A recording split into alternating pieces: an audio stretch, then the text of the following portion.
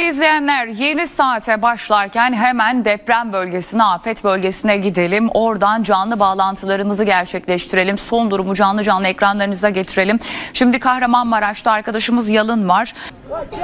Evet, şu anda biz Dayanışma Obası'dayız. Burada otağı çadırları kuruluyor.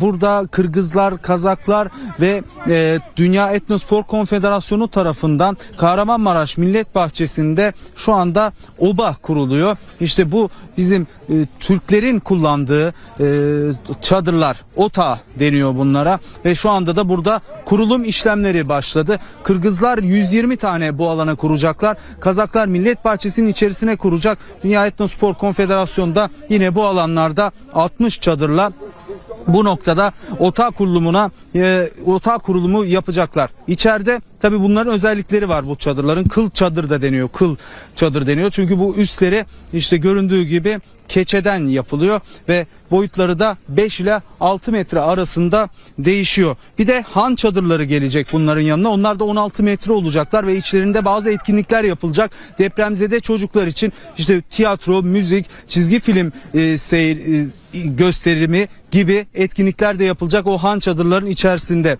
Şimdi daha burası açılmadı. Kurulum yapılıyor. En kısa zamanda da AFAD'la koordineli bir şekilde depremzede ailelere yerleştirilmeye başlayacaklar. Hemen biz içini de gösterelim sizlere bu otağların. İçeride hemen işte girdiğiniz zaman sizi bu keçeler karşılıyor. Tabii bizim de Kırgızistan'dan bir misafir yayın konuğumuz olacak. O da bize bu otağları anlatacak. Efendim kısaca hemen nerede kullanılır bu otağlar? Ne özelliği var? Bu otağların zaten en büyük özelliği zaten taşınabilir olması. İkincisi de yazın sıcağı geçirmez, kışın da soğuğu geçirmez. Şöyle bir baktığın zaman mesela tamamen kurulumları depremzede vatandaşa göre yapıldı. Yağmur şu an geçilmez, içine özel bir malzeme koyduk ki hani bakımında falan da buradaki vatandaşlarımız fazla zorlanmasın diye. Kapımız olsun vesaire olsun orijinal bir şekilde biz getirdik. Yaklaşık olarak bir 150'de kurulum ekibimiz var.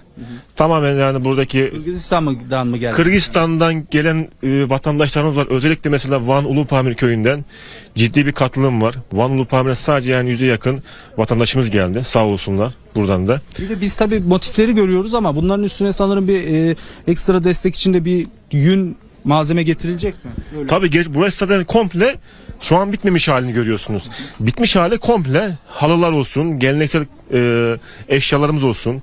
Zaten gördüğünüz gibi şimdiden bile bitmemiş hali bile tamamen motiflerle süslendi. Bu motifler de hemen keseyim kısaca.